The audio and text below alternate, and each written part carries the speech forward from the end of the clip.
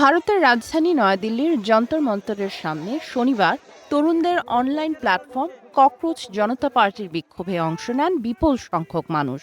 বিক্ষোভ থেকে ভারতের কেন্দ্রীয় শিক্ষামন্ত্রী ধর্মেন্দ্র প্রধানের পদত্যাগ সহ ৫ দফা দাবি ওঠে। বিভিন্ন প্রতিযোগিতামূলক পরীক্ষা ও সরকারি নিয়োগ প্রক্রিয়ায় জালিয়াতির প্রতিবাদে তার পদত্যাগের দাবি জানান আন্দোলনকারীরা। পরে রবিবার গণমাধ্যমকে ককরোচ জনতা পার্টি সিজেপির প্রতিষ্ঠাতা অভিজিৎ দীপকে জানান, কেন্দ্রীয় শিক্ষামন্ত্রী ধর্মেন্দ্র প্রধান পদত্যাগ না করা পর্যন্ত অব্যাহত থাকবে তাদের আন্দোলন এবং আগামী ৭ দিনের মধ্যে শিক্ষামন্ত্রী পদত্যাগ না করলে তা আরও তীব্র হবে।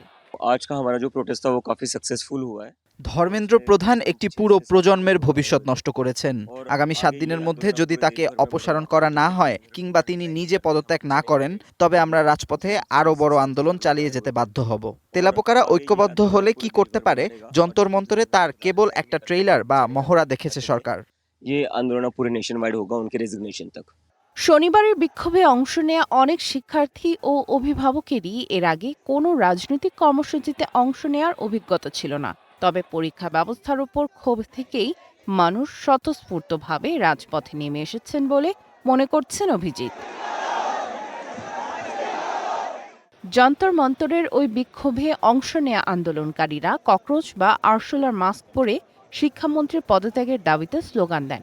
ক্ষমতাসীন বিজেপির বিরুদ্ধে ধর্মীয় মেরুকরণ ও হিন্দু মুসলিম রাজনীতি করার অভিযোগও তোলেন তারা। নিট, সিবিএসই, সিইউইটি এবং এসএসসি পরীক্ষার সাম্প্রতিক প্রশ্ন ফাঁস ও দুর্নীতির বিরুদ্ধে গত মে মাসে অনলাইনে যাত্রা শুরু করে সিজেপি। মাত্র ১ মাসের মধ্যে ইনস্টাগ্রামে ২,২০,০০,০০০-এর বেশি অনুসারী অর্জন করে এই সংগঠনটি।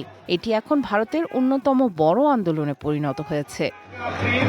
সামিয়া জান্নাহ, ওয়ান ইন্টারন্যাশনাল ডেস্ক।